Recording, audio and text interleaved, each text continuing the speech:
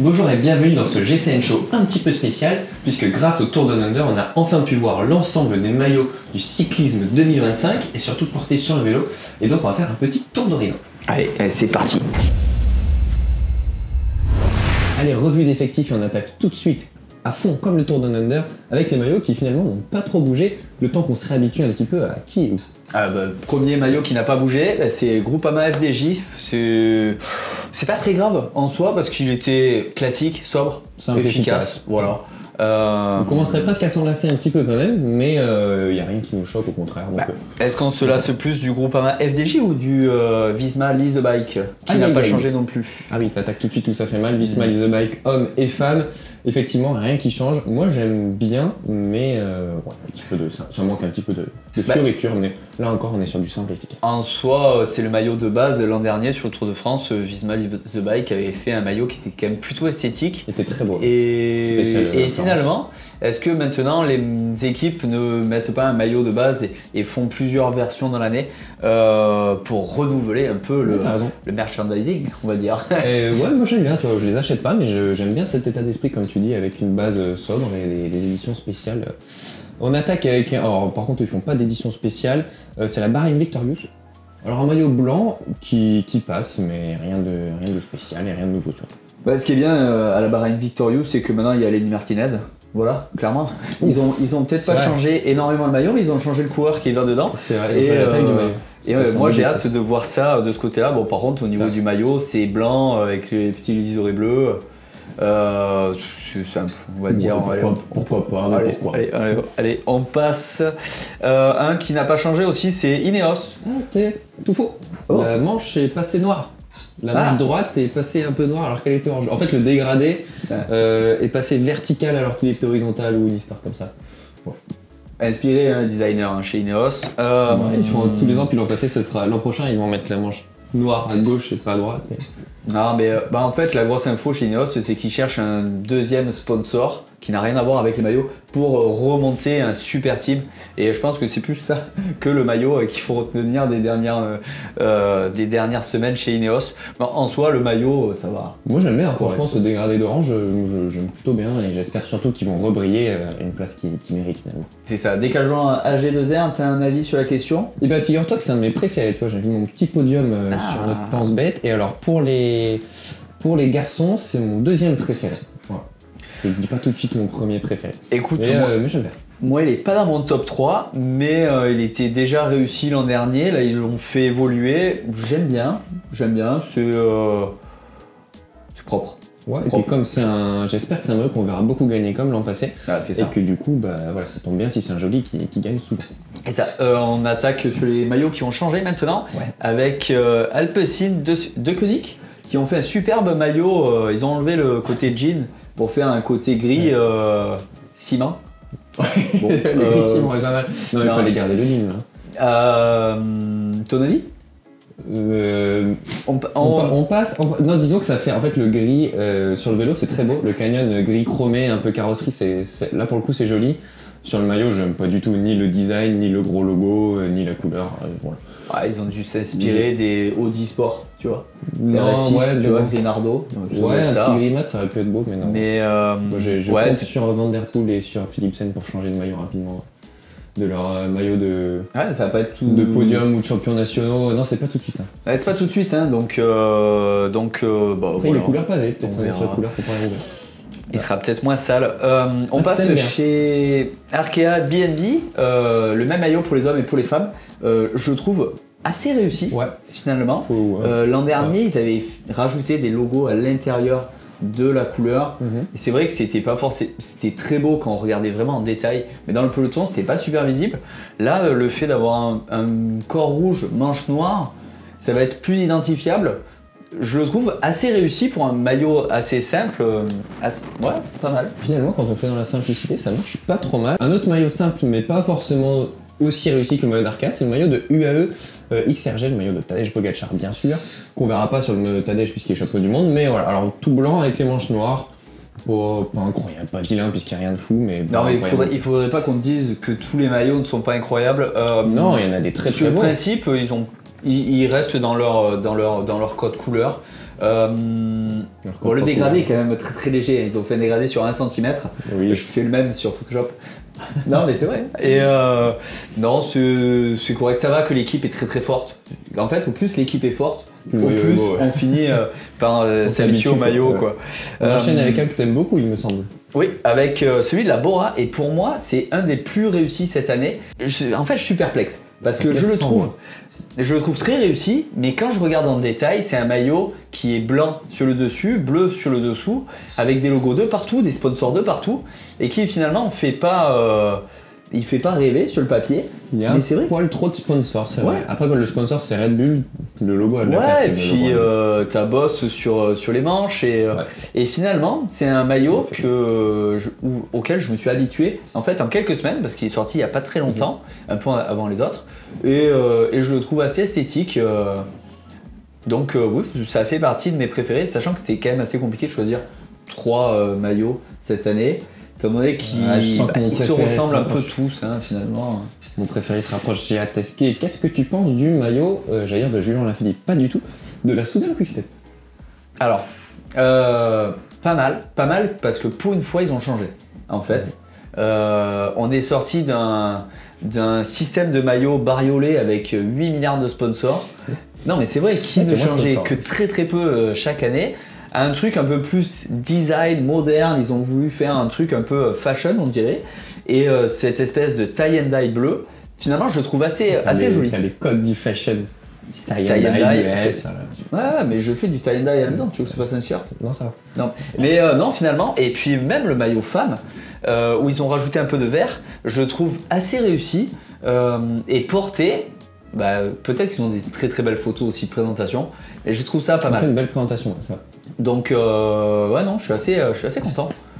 On arrive à mes maillots préférés, puisque ce sera le même pour l'équipe homme et pour l'équipe femme. Le maillot de la Jayco Alula chez les hommes et de la Liv Alula chez les femmes, je le trouve absolument splendide. Écoute, je te rejoins là-dessus. Il n'est pas dans mon top 3, mais je le trouve splendide.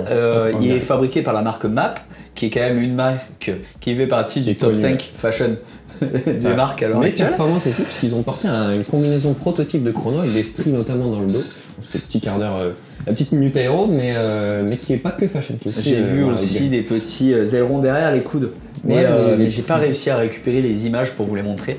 Surtout sur les réseaux, et puis ça passe en story parce que justement c'est encore des prototypes. Ouais.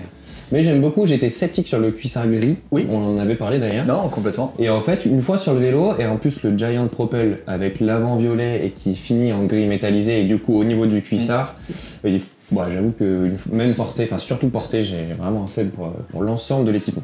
Le cuissard gris, là où ça va peut-être être bizarre au niveau du design, au niveau de l'esthétique, ça va être l'été quand il y aura beaucoup de transpiration. Est-ce qu'il va se foncer? Je sais que MAP c'est quand même des tenues de qualité, parce que j'en utilise depuis des années, c'est possible que ça reste de la même couleur. Non, dans tous les cas, ce qui est bien, c'est que clairement, ils sont passés d'un maillot qui était très très moche à un maillot qui fait partie du top 5 des plus beaux maillots qui attire l'œil, donc c'est assez sympa. Et puis du violet, il n'y en avait pas dans le peloton. Ça c'est vrai que oui. Donc, il y a Cofidis maintenant un petit peu. Pas mal. On passe maintenant à Lidl Trek, hommes et femmes, c'est les mêmes maillots. Qu'est-ce que... J'aime beaucoup, mais il faudra enlever ce logo Lidl, quoi. Ce qui est un peu pas possible puisque c'est le nom de l'équipe. C'est eux qui payent. Mais c'est eux qui payent. Mais c'est vrai que sinon, j'aime beaucoup les couleurs et le design, et je trouve que porter c'est efficace, le vélo est splendide, donc ça reste une bonne affaire, un bon maillot. C'est un peu moins flashy que l'an dernier. Du coup, je le trouve quand même assez réussi aussi. C'est pas mal. C'est pas mal. C'est pas mal. Ouais. On continue chez IF et IF Easy Post. On en a parlé dans un show la semaine dernière, il y a 2 semaines. Ce sera le même donc pour les hommes et pour les femmes. Chez les femmes, l'équipe s'appelle IF Oatly, la marque de lait de soja. Mais enfin, lait d'avoine en l'occurrence à la base. Mais moi j'aime beaucoup, mais on n'est pas d'accord. En fait, la semaine dernière dans le show, j'ai dit ok, il est pas fou avec ses croisillons. En fait, dès qu'ils mettent des dessins à l'intérieur du maillot, ça se voit pas de loin. Du coup, je trouve ça clairement un peu brouillon, clairement dégueulasse.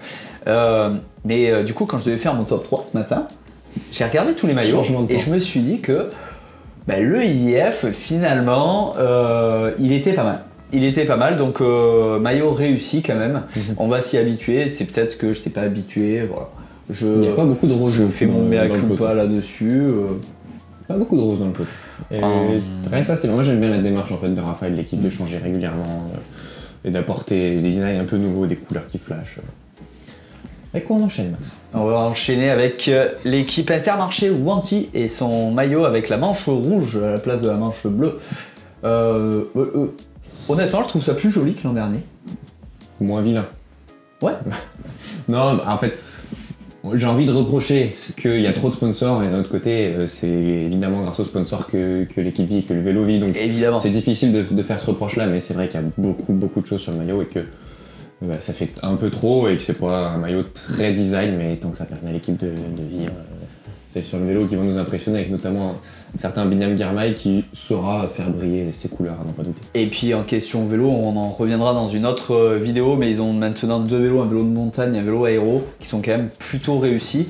Et ça, de ce côté-là, je pense qu'il y a quelque chose, le package est peut-être... C'est vrai que c'est pour ça que c'est bien de les voir, qu'on ait pu voir la plupart des maillots sur le vélo, parce que c'est vraiment là que c'est important quand même. Et là, sur le prochain, je pense, par contre, qu'on va être complètement d'accord.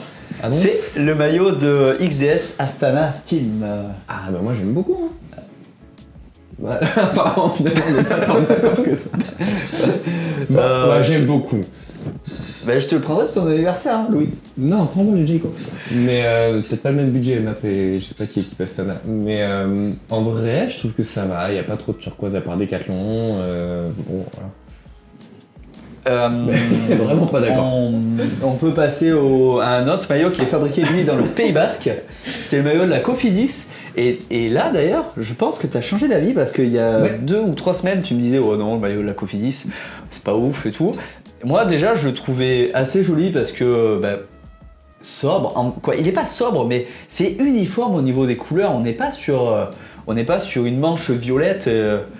Si on est sur 2 manches jaunes, mais non, on n'est pas sur quelque chose. On est quelque chose qui a une harmonie en fait. Oui, c'est vrai. Voilà. Au niveau de la couleur, je trouve plus réussi que l'an dernier. Bah écoute, moi j'ai changé d'avis de le voir encore une fois sur le vélo, notamment dès les championnats de France sur piste. Alors c'est peut-être aussi qu'ils m'ont tourné un peu autour des oreilles et du coup ça a posé le respect tout de suite entre Marion Borras et puis Brian Coquard et Benjamin Thomas. Mais c'est vrai que sur le vélo, en fait, ça le fait, ça rend bien. Bon, bah écoute, pour cette... on est pas mal au niveau des maillots. Alors Cofidis auront les mêmes maillots hommes et femmes. Oui. On n'a pas parlé d'un maillot que je trouvais joli, pas porté, et que à l'inverse, une fois porté, je le trouve un petit peu décevant. C'est le maillot de la Picnic post-NL, l'ancienne team DSM, l'équipe de Romain Bardet et Warren Barguil. Oui. Je dois dire qu'une fois porté, il passe un peu inaperçu et on voit plus les 2 bandes qui faisaient un peu racing là, sur le devant, on les voit plus trop sur le vélo et je suis un peu déçu, mes femmes auront le même maillot. Mais voilà, je reste un peu sur ma faim. Par contre, ils ont dévoilé leur vélo. Le nouveau Lapierre, magnifique, qui est plutôt joli. Les 2 bandes orange, bon, ok. Ça pouvait faire racing un peu. Pas énormément d'avis, mais ça me choque pas tant que ça me choque moins en fait les 2 bandes oranges que les gros logos rouges Picnic. Encore une fois, on en revient souvent, c'est finalement le sponsor qui va casser un peu le maillot, parce que c'est un maillot pour le sponsor. Moi, ce que je préfère dans ce maillot, c'est quand même le nom, Team Picnic. Team Picnic, ça annonce la couleur. Post-NL. D'ailleurs, que j'ai cherché des illustrations, j'ai tapé Team Picnic et j'ai effectivement trouvé des Team Picnic, oui. C'est pas mal. Team Picnic. Dites-nous en commentaire, vous, quel est votre top 3 des maillots chez les hommes, World Tour. On a oublié un maillot, alors on peut continuer. Homme et femme de la Movistar. J'arrive pas à avoir un avis sur la Movistar, sur ce maillot un peu Matrix que je pourrais trouver très beau, comme des fois, non, j'ai pas encore hâte de voir Valverde lever les bras. Je pense que la Movistar, moi honnêtement, je préférais le bleu avec le M en vert jaune là, qui était iconique. Là, il ressemble un peu trop à celui de la Baraille. Ça, c'est vrai. À mon avis. En plus, c'est vrai qu'ils sont à côté, ça. Mais voilà. T'as raison, tu me l'as dit, je vois que ça. C'est le même maillot. Bon, par contre, si on fait un tour d'horizon un peu plus large, avant de passer aux femmes, je suis allé voir un peu sur les Pro Team. Et Pro Team, il y en a. J'ai un petit top 3. Tu vas me dire aussi toi ton top 3, mais moi mon top 3, c'est The Rocket. Donc c'est l'équipe Unibet Tour Tietema. Une nouvelle équipe française, là. C'est ça, avec leur magnifique Cannondale. Et je trouve que leurs couleurs, ils apportent un peu de fraîcheur dans le monde du vélo. Deuxième de mon top 3, je peux mettre la... Tu vas pas me croire. Non, je vais devoir du coin de l'œil. La Polchi Cometa. Parce qu'en fait, leur maillot est tellement rétro que je suis un peu sceptique. Mais en soi, avec leur vélo à room qui ont des designs très simples, je trouve que ça va de pair. Il manque juste un casque en cuir. Et casque à boudin. Ouais. Et comme tu disais pour la Cofidis, il y a une harmonie et un ensemble qui se tient en fait à partir de là. On aime, on n'aime pas, mais à partir du moment où ça se tient, c'est classe. Ouais, pour mon top 3, j'ai pas de troisième. C'est un top 2 du coup. Clairement, si je peux me permettre. Eh bien écoute, moi j'ai mis le maillot Euskaltel qui est fait par notre partenaire Agou, mais je vous arrête tout de suite, c'est pas pour ça que je l'ai choisi, c'est parce que j'adore la couleur. Ce orange flashy, j'aime beaucoup, et j'en veux pour preuve que c'était le maillot préféré de ma mère à l'époque d'Ivan Basso, notamment au Tour de France 2003, donc ça date. C'était juste une histoire de maillot, pas de physique du poids. Oh non, c'était juste une histoire de maillot. Okay. Là pour le coup, et non, donc j'aime beaucoup ce flashy. Bon, faut qu'il rajoute le petit logo. Il y avait un petit souci de logo ICI, le logo ICI, la mauvaise division. Bon, ça va être résolu et ça change rien à la couleur. Peut-être des maillots avec l'ancien logo bradé. Peut-être je vais me renseigner. Et ensuite j'avais mis Nibet, donc voilà, tu l'as dit, il est là. Et Tudor. Alors le noir, j'aimerais pas rouler en maillot noir l'été, mais noir classe avec, pour le coup on parle des logos, là, avec un logo, il est joli, à la Philippe qui s'éclate avec, le nouveau casque rouge au clé que je trouve très beau. Très très beau.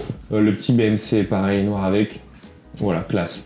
Et d'ailleurs, pour finir avec les hommes, on va parler quand même du maillot de la Total Energy. L'autre équipe française des Pro Team. Et c'est ça, avec Alexis qui était sur la chaîne il y a un peu moins d'1 an, hein, donc alors ça va être intéressant à voir. Et oui, on va voir, il va passer du rouge au blanc, on va voir ce que ça donne, mais c'est BioRacer, le nouvel équipementier de l'équipe Total Energy, avec un maillot du coup tout blanc. Je préfère rouler la chaleur avec un maillot tout blanc.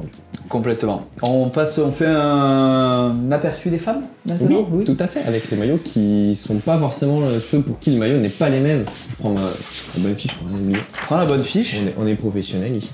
Il y a beaucoup de maillots qui sont les mêmes que pour les équipes masculines, c'est en général le cas, et il faut rajouter, alors on va commencer par mon top 3. Ah oui, mais honnêtement, le problème c'est que t'es trop influencé. Oui. Donc quel est ton top 3, Louis? Eh ben, j'aime bien le maillot de la LPJ Suez. C'est bizarre. J'aime beaucoup leur vélo surtout. Leur vélo est vraiment splendide. On l'a pas à la maison, le vélo de maison, il est tout noir, il s'appelle Black Project. Alors il est beau aussi, mais il est un poil moins beau que le vélo qu'elles utilisent en course. Après, je mettrai le maillot Canyon, forcément. Très très joli. On va dire que c'est à cause du partenaire, mais non. Clairement, c'est mon top 1 parce que au niveau couleur, il tranche, il est super joli. C'est un maillot que je pourrais porter facilement. Ouais, voilà. Facilement, il est à moitié.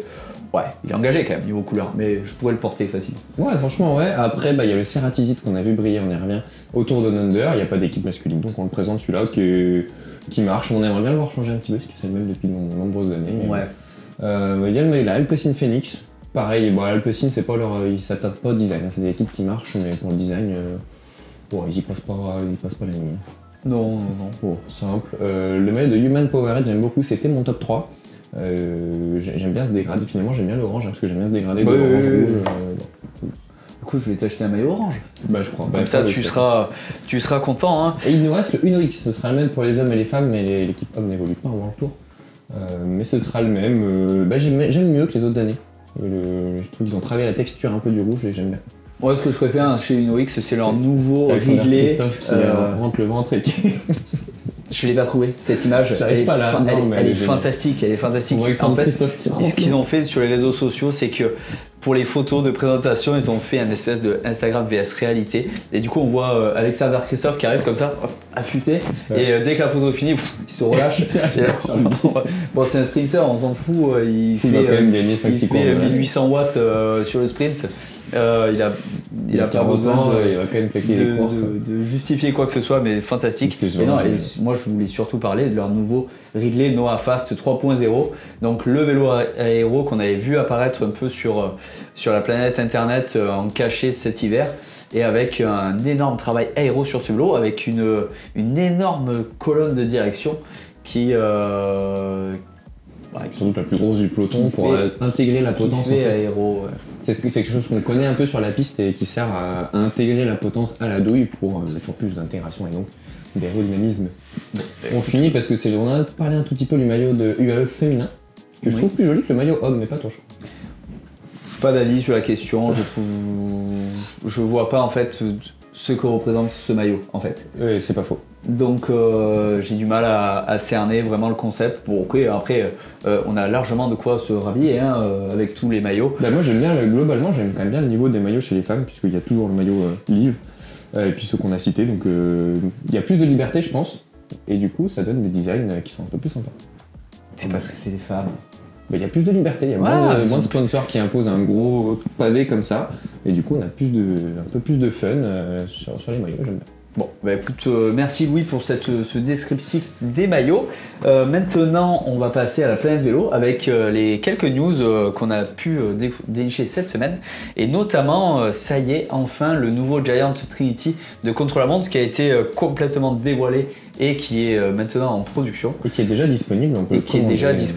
Qui est très très réussi. J'ai trouvé la photo de celui utilisé par Luc Pape sur le chrono du Tour d'Australie. Bon, clairement, il est magnifique. Il reprend les codes de l'ancien, mais les codes de la moderne également.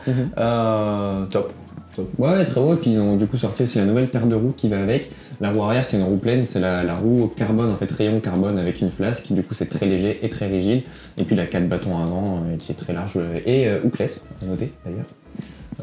Donc voilà, une belle machine que Luc Plapp a inaugurée avec. Enfin, pas inaugurée parce que c'était l'an passé, mais. En tout cas, il a gagné le championnat d'Australie avec, on en avait déjà parlé, donc ça marche bien. Tu nous as parlé des nouveaux vélos, les nouveaux Ridley et le nouveau Lapierre. Ouais. Donc on les regarde et ils sont beaux. Petite news relayée par notre collègue Dan de JCN UK. Le Cycling Canada, donc la fédération canadienne, a interdit l'usage des vélos de contre-la-montre aux jeunes catégories, donc cadet junior. C'est bien parce que économiquement parlant, ça fait un vélo de moins à acheter dans les petites catégories. Je trouve ça pas mal. Ouais, et puis ça met l'accent sur. On sait que le chrono, c'est une discipline où le matériel compte beaucoup et ça remet la priorité au physique, à la gestion de l'effort, etc. Et pas à celui qui a le plus beau vélo, le matériel, parce qu'il peut y avoir, notamment chez les jeunes, quand même de gros écarts de matériel qui ont un réel impact sur le résultat. Voilà, de l'autre côté, oui, ils ne travaillent pas la position de chrono et qui peut les rendre moins forts que d'autres pays. Notamment pour ceux qui vont aller faire un championnat du monde, par exemple. C'est ça. Bon, là c'était l'info. Autre info, on avait parlé il y a quelques mois de ma petite entreprise qui essaye de créer, qui est en train de créer une équipe de vélo basée non pas sur un gros sponsor, mais sur des centaines, voire plus de petits. Sur du crowdfunding. Voilà, sur des PME et TPE.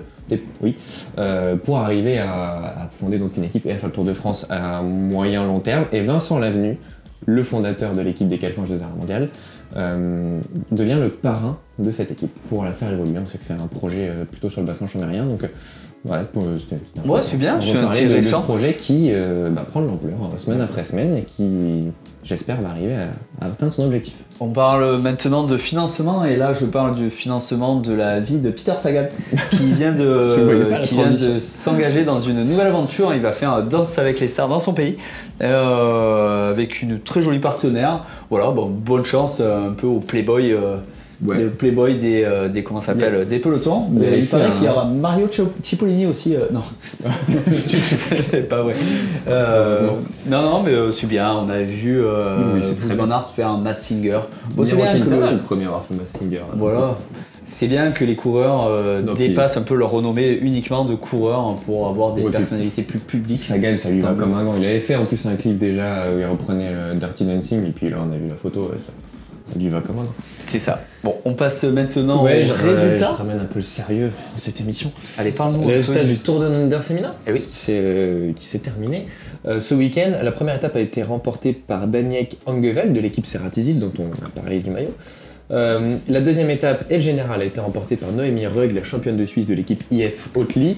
Et enfin, la dernière étape a été remportée par Chloé Deigert de l'équipe Canyon SRAM. Que des beaux maillots qui ont gagné. Et surtout les premières victoires World Tour pour donc Angeveld et puis Noémie Rugg. La saison est lancée aussi du côté des garçons. Bien sûr, on a eu le critérium du Tour Down Under qui est un peu un événement populaire en amont de l'épreuve World Tour. C'est Sam Wellsford, comme l'an passé, qui a éclaté la concurrence de l'équipe Red Bull Bora, donc ton maillot préféré qui a le. C'est ça. Et on a vu malheureusement la première grosse chute de l'année, on pourrait en parler, mais on n'a plus trop de temps, et puis on va pas le faire toutes les semaines non plus, mais. Ouais, ils se sont bien empilés dans le barrière. Ouais, alors cette chute est liée uniquement à la course, finalement on en parle. C'est un coureur qui perd l'avance, ça roule très vite, c'est technique sans plus, c'est un critérium, c'est normal. Critérium. Par contre, c'est tellement dommage de ne pas avoir mis des coussins des matelas à l'extérieur du dernier virage d'un critérium.